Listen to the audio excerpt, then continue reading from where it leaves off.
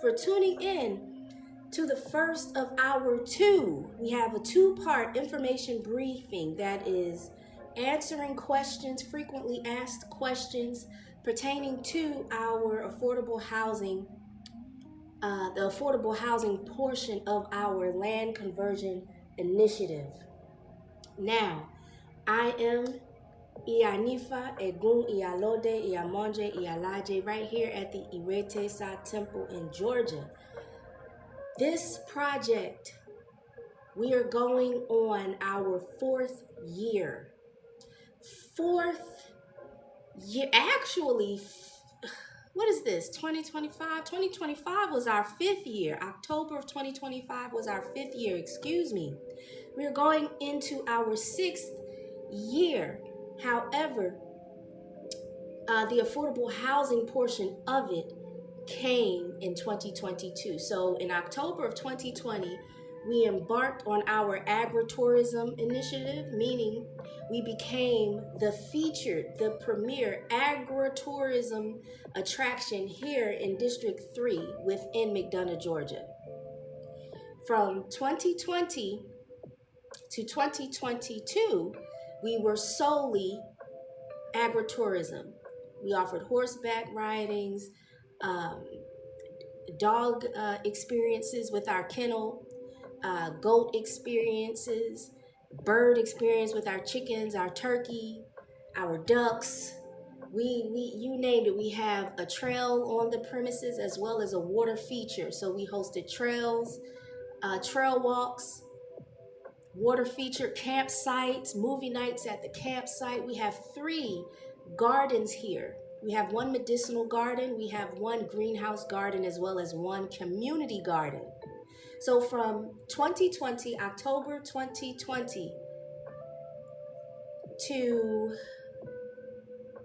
July 2024, we operated solely under agritourism.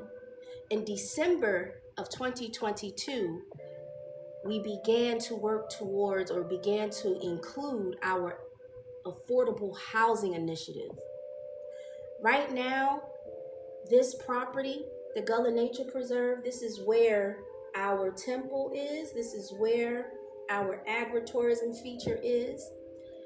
The Gullah Nature Preserve is 12 acres, a little bit over 12 acres, but 12 acres. So in December of 2022, we decided that we wanted to address the unhoused concern, the unhoused population concern that we are having in Henry County. As you all may know, may not know, I ran for Congress, and this is one of the pillars that I ran on: affordable housing, low-income housing, sustainable and supportive housing. Yes. So this is my way. If you talk about it, you do about it, right? You talk it like you walk it, or you walk it like you talk it, if you will. So we gained the support of our Board of Commissioners. We gained the support of our planning and zoning. We gained the support of our transportation planning departments, commissions.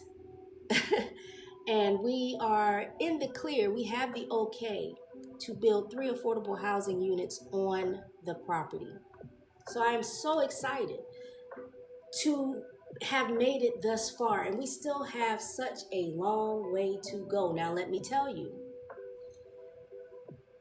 this portion of it, this ancestral arc, this learning certificate comes through a many of partnerships.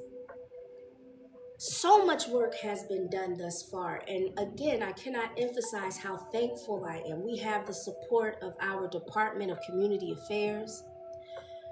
This work cannot be possible without the funding from both Black Voters Matter and Center for Common Ground. Those 2 organizations have funded our progress through and through every step of the way. So this is not something that, hey, EI is just putting it together and I'm just throwing it out here, rolling in the dice. No, this is well informed and well intended, okay? We're holding it close. We are holding it close. Now, for the QA part, right? We do have some frequently asked questions. So whenever I offer the pitch, whenever I come and I speak about this program, what we have going on, even in getting advice as far as next steps, how to navigate next steps, etc. These are the questions that I am asked the most. So if you are seeing on the screen, you see what is the significance of this program, right? We have what is the cost of enrollment. We have what does enrollment include?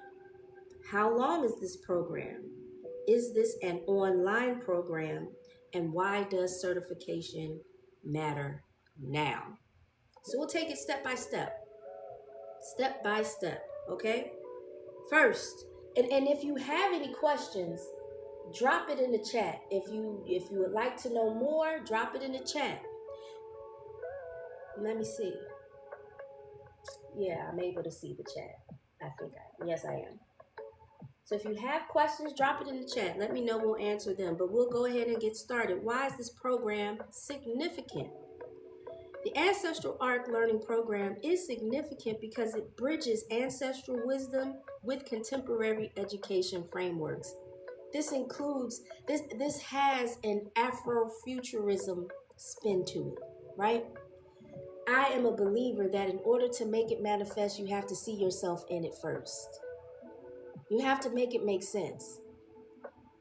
A lot of times we have a hard time bringing things to fruition because we don't see ourselves in the future. We allow other narratives to whitewash us or take us out of that future. So no, this is an Afrofuturism concept because we are pairing ancestral wisdom with modern technology, modern education frameworks, okay? If you did not know, the Coldren Academy is a subsidiary of FTC Charity Incorporated. FTC Charity is a nonprofit organization that centers reproductive justice, environmental justice with voter rights protection. Affordable housing is an environmental justice initiative. Land sovereignty is a part of affordable housing. You cannot have one without the two. If you don't know how to maintain or protect the land that you put the buildings on, you won't have longevity. And I'm speaking from an independent perspective. Okay, this is not something where the government comes in and puts some affordable housing units down. Of course, the government is going to maintain it. I'm speaking for those of us that are doing your ancestors' work. You're doing your ancestors' work brick by brick with your hands, with your hands, okay? You are building it out the mud, brick by brick. No, you will not have sustainability. You will not have longevity if you just have some land and throw some houses on it. You have to know how to defend it. You have to know how to protect it and to preserve it. They go hand in hand. So FTC Charity is also nationally accredited. It's a nationally accredited learning institution. We have been doing this for 24 years, offering online certifications since 2014. So now that makes 11 years for online certifications. However, we have been here since 2002. We've been here for a while as a research institution, as one that has been advocating for community needs. We've been here a long time. So yes, we are offering this certification. This is why this program is significant. Because again, this is not an issue that we're seeing just here in McDonough, Georgia. We're seeing it all over Georgia. We're seeing it all over our nation. We're seeing it across the globe in certain areas. And while across the globe, it may not have the banner of affordable housing, housing insecurity, housing instability is a concern. Yes. Again, environmental justice, land education, land stewardship, land literacy, they go hand in hand. You cannot have one without the other, or you shouldn't have one without the other. The program preserves cultural knowledge. while equipping participants with structured methodologies, ethical practice standards, and applied learning outcomes that are rarely formalized in mainstream education. No, because where else in mainstream education are you going to hear and learn that the land holds memory? The reason why certain enterprises have a hard time in whatever it is and whatever it is that they're doing is because the land remembers. Some businesses thrive, some businesses are rejected. Some people thrive, some people are rejected. The land holds memory. This is also why we have our folklore, our wisdoms, that not all trees are there to help you, especially if you live in a forest. You're a part of this forest living. Every tree in the forest is not your friend. But that's the ancestral wisdom. And how do we bring it to modern day times? How do we make sure that the lessons our ancestors taught us when it comes to land, how do we make sure that that is preserved? I can tell you now, this is rooted in Gullah Geechee indigenous wisdom. And there is so much that has been done, so much that is being done to reclaim, to preserve the land that has been taken up from under our feet. So yes, this is why this program is significant. We are bridging gaps. We're utilizing Sankofa. We're picking up where our ancestors left off. Those of us that have the fire, that have the desire to do so. That's what this is. We have to bring our efforts forward. Not forward like presentation, but forward as in progress. Each generation has taught us something. So it will behoove us. It is our responsibility to take what was learned from previous generations and apply it to what is happening now. How is it useful now? How can we take that wisdom and apply it so that we have some safeguards around our land, so that we are not facing housing insecurity, housing instability?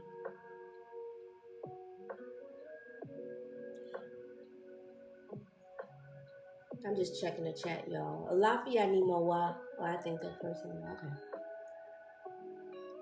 I don't know how long ago you left that, but I'm checking the chat for any questions. Next question. What is the cost of enrollment? Now, as you can see on your screen, this enrollment is in 3 phases because we have 3 separate portions to certify. All of it is for this year, 2026. You can look at these quarters like phases, if you will. The cost of enrollment is positioned. Oh, excuse me, I'm yawning, y'all. Excuse me. The cost of enrollment is positioned to remain accessible while reflecting on depth and instruction. If you've ever had a class with me, a course with me, you know we have top of the line instructors that are coming, that will come and teach you. I mean, while I like my voice and I like talking, it's not just me before you. We have the creme de la creme that's coming to present to you and to make sure you know what you need to know so that you can replicate this, or you can replicate the affordable housing portion of it in your area. Okay, even the agritourism portion, you can replicate that. It's successful. That's the only reason why we stopped in 2024 is because we are adding the affordable housing. And if you know, Ifa teaches us we can only do one thing at a time. And sometimes we have to roll it all the way back. So that's what I have to do. I have to roll it all the way back to get this off the ground. And then we can bring back our animals. But that's the only reason why. We have, of course, personal life going on, but that's what makes this the best. The best way of doing this. We're able to work with the land, and I don't have to necessarily worry about moving animals around, especially now that we're bringing in the electricity and creating the pathways and easements. It's a lot if you're trying to manage animals and you have limited hands, okay? So again, this program is very intentional. We are intentional behind our actions. And within that vein, phase 1 is 7 weeks. 7 weeks from February 24th to April 9th, and you're looking at $2,150. Phase 2, which is May 11th through July 17th, that's 10 weeks, and you're looking at $3,500. Phase 3, which is August 25th through October 23rd, 8 weeks, $5,000.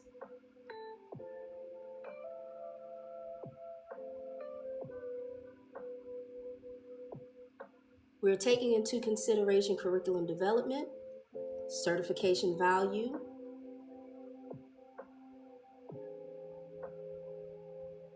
your instructors, your residency. And I think that goes into our next question. What does the enrollment fee include? Yes, we have each phase, you have 2 on-campus, on-site residencies. They're 24 hours. So 24 hours per quarter, per phase. I'm used to speaking in terms of quarters, guys. So yes, that's a part of your enrollment. Of course, you'll have your instructional materials. You'll have your curriculum, your syllabus. You have live and recorded learning sessions. You have mentorship and guided discussions, as well as assignments. And again, your certification. Going back to the fee, this fee can be, we do have payment plans, but you do receive savings if you pay all together. I need to mention this. This is a step system, meaning you have to attend each of the phases. You have to successfully complete each of the phases in order to certify. So you will have to be able to, you will have to complete phase 1 in order to go to phase 2. So you won't be able to just do phase 2 and then do phase 3, or you won't be able to just come in at phase 3 without phase 1 and 2. You have to complete all 3 phases in each one in its respective order. I'm hoping I'm saying that clearly. So again, how long is this program? I've already mentioned that phase 1 is February 24th through April 9th. That is 7 weeks. You're looking at 14 course hours. That means we're online 14 hours for phase 1. But you're looking at 24 practical hours, meaning we're hands-on. FYI, this is what FTC Charity specializes in. This is what we do. This is why we are an online learning leader, because we do not certify without practical instruction. I have to put my eyeballs on you to make sure that I can verify that what we have taught is resonating and you are able to demonstrate that back. So yes, that's phase 1. Phase 2, again, May 11th through July 17th. That's 10 weeks. You have 20 course hours. That means we're online 20 hours, and then of course 24 hours is practical instruction. Again, the practical instruction are the residencies. You will be on campus, on facility, on site, okay? Phase 3, August 25th through October 23rd. That is 8 weeks. You have 16 course hours and 24 practical hours. That makes a total of 25 weeks, 50 course hours, and 72 practical hours. That's a total of 122 hours. This is not a gardening course. This is not that. This is a certifying program because we need land stewards. We need people that are able to go into their community and defend and assist in the defense and advocacy of those people that need housing stability, that need affordable housing, who are at risk of losing their lands. There's so much work in our Gullah Geechee corridor right now that Queen Quet is doing, and she's taken that on upon herself. Yes, she does have a board of advisors, but this is something that she's taken on by herself. And as someone that has taken on initiatives, community work by themselves, we need assistance, we need support, we need backup, we need reinforcements. However you want to name it. If you play football, yes, we're out here holding the line, but we need our backers. That's what this certification provides.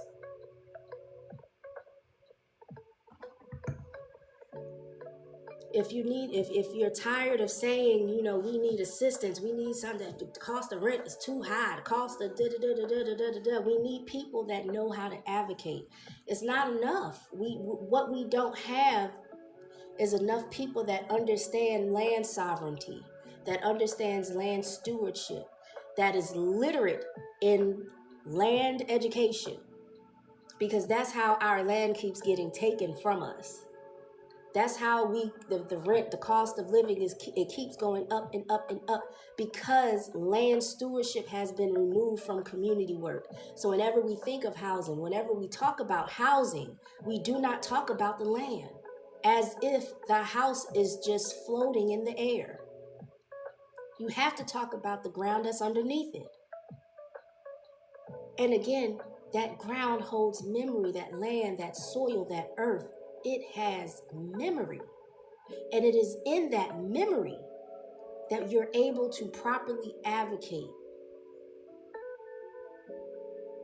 I'll use an example of stopping Cop City.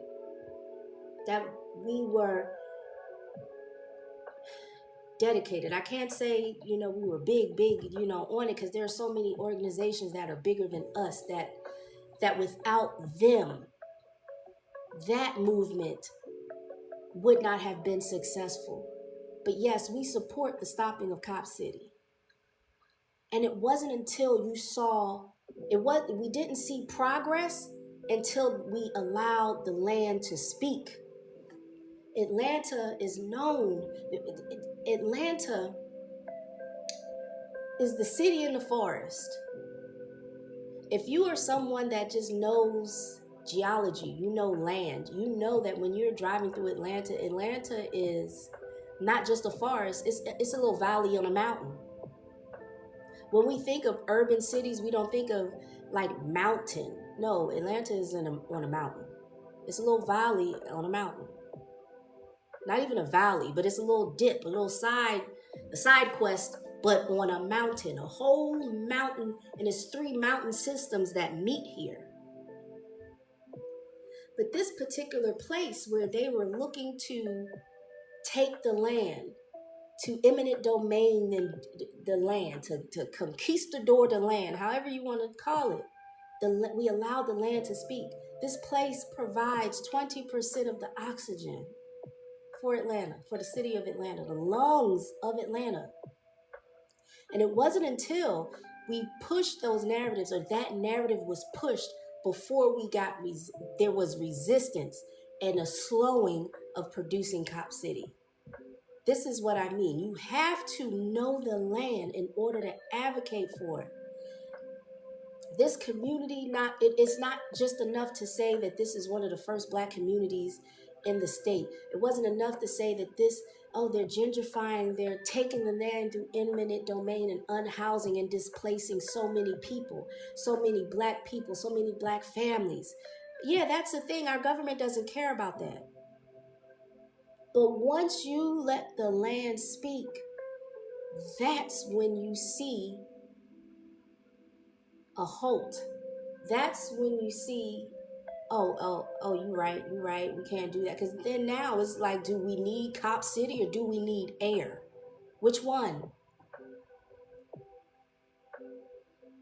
So I use that as an example. There are so many initiatives that are happening across our country, so many movements that are happening across our country, that when we allow the land to speak, we see that the opposition, they become hesitant, they slow down. Because again, it's not enough to say how many people are being dishoused or displaced. Yes, that is a part of it. But we have to know the history of that land. We have to allow the land to speak. I'm going to use in that same token about letting the land speak, in that same token, throughout the Gullah Geechee corridor, that's how the land was taken through eminent domain. That's why so much heirs property was taken from families. Because again, the government did not care that they were displacing families. No one was there to advocate for the land. No one was allowing the land to speak. When Queen Quet came down and began advocating the way that she is telling the stories of the land. That is how you protect your land. That's how you protect your affordable housing. You have to know they go hand in hand. So when I say you can't have affordable housing without land sovereignty, it is a 1-to-1 fact. You cannot have one without the other because you have to advocate for the land that housing is placed on. Otherwise, what's stopping the government from taking it again? Not the first time, not just the second time, but the third, fourth, fifth, sixth, seventh. What is stopping? Nothing is stopping because you don't know the history of the land. If you don't know the history of the land, if you don't know the memories, the secrets that the land holds, you won't be able to advocate for it. You won't be able to bring that knowledge to the future, to apply any type of technological skill to it.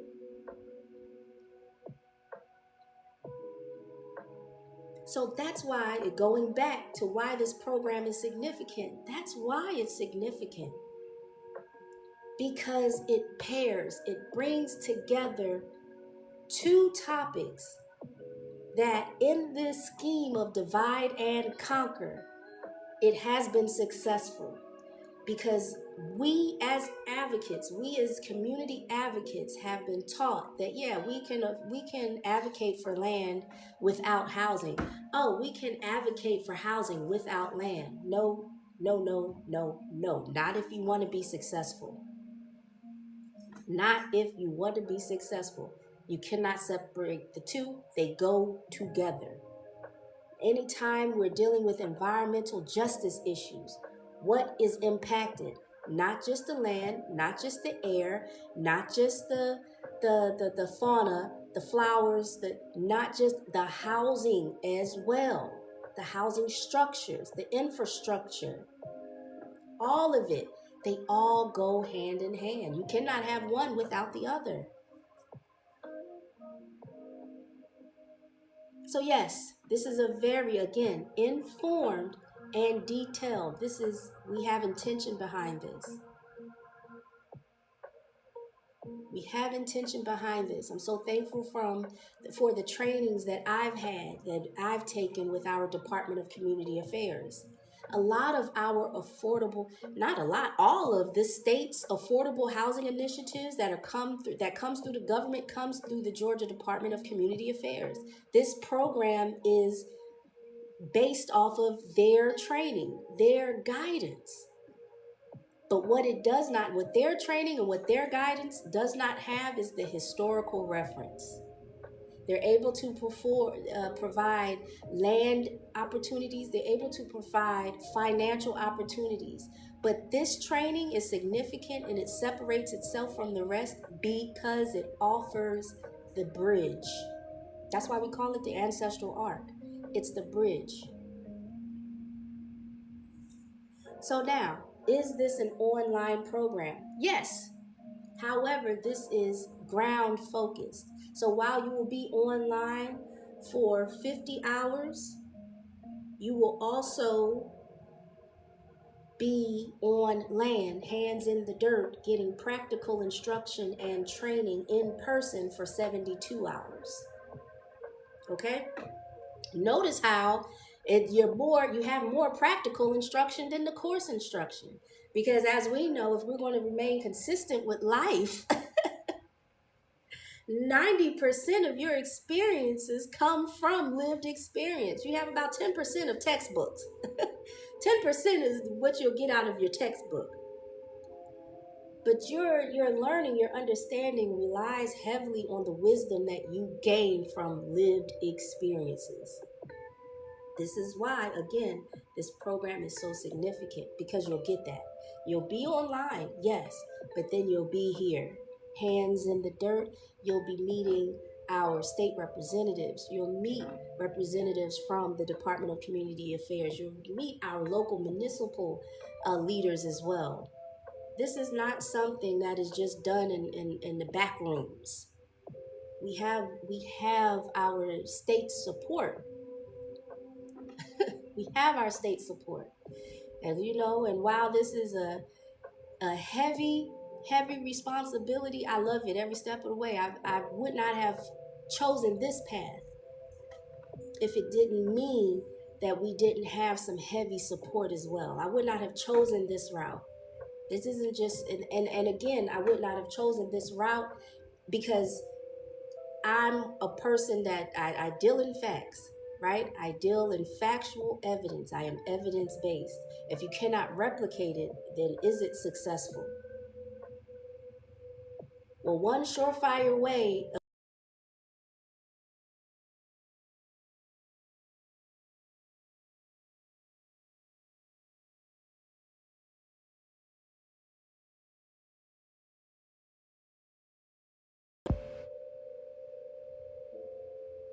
I received a call, guys. My apologies.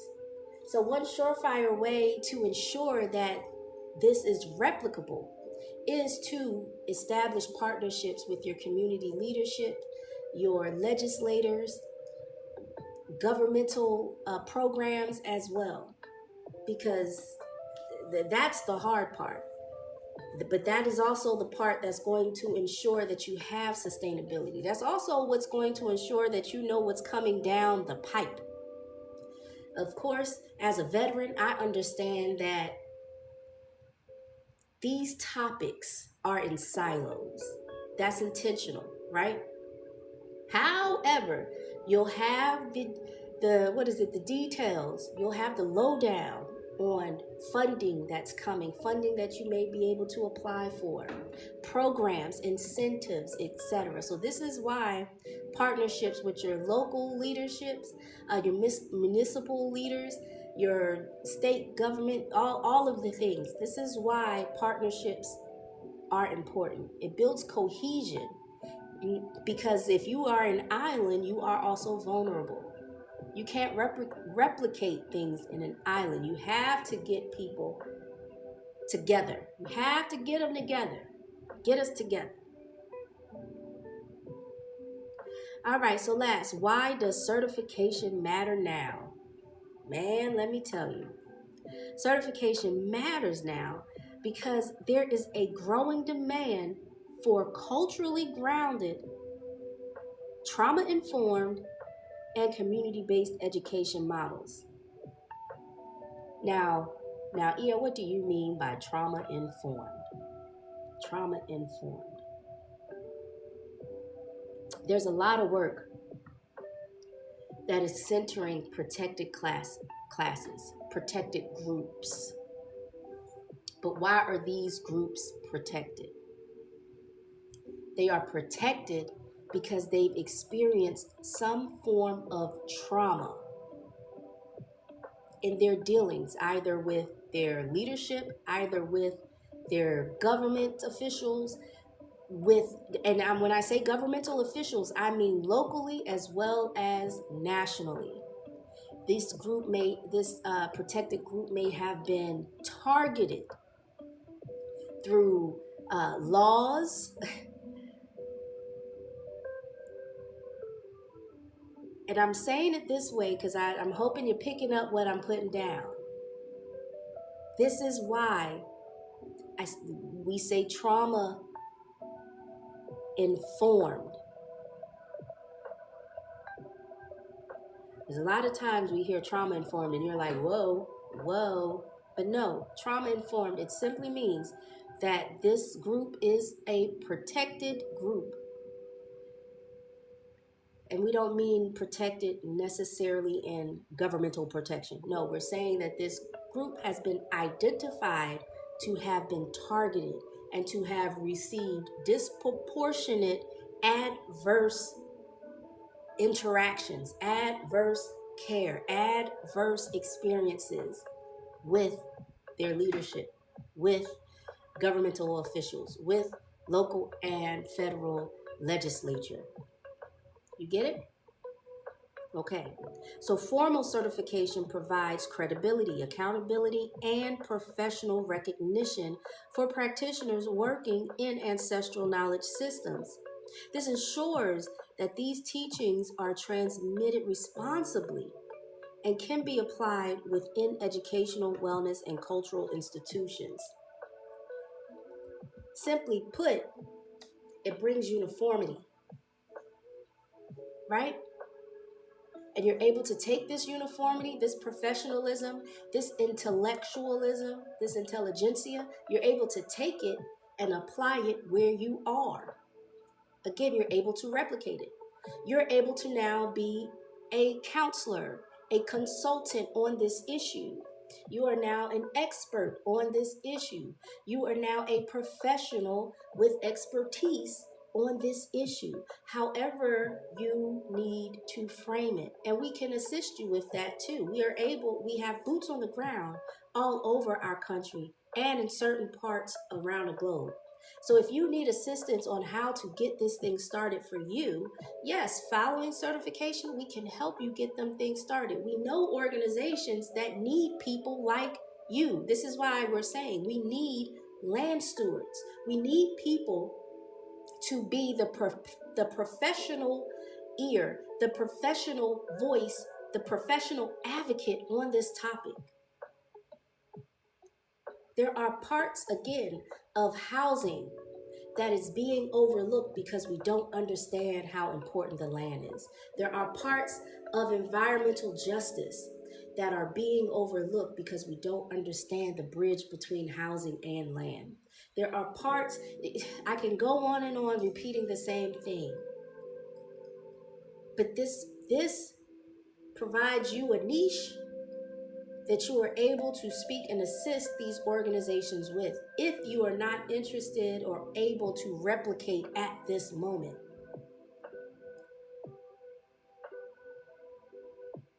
I'm checking the chat.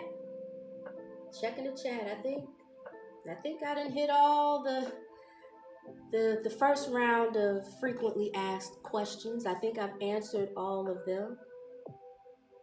Our next information session will be Wednesday, January 21st.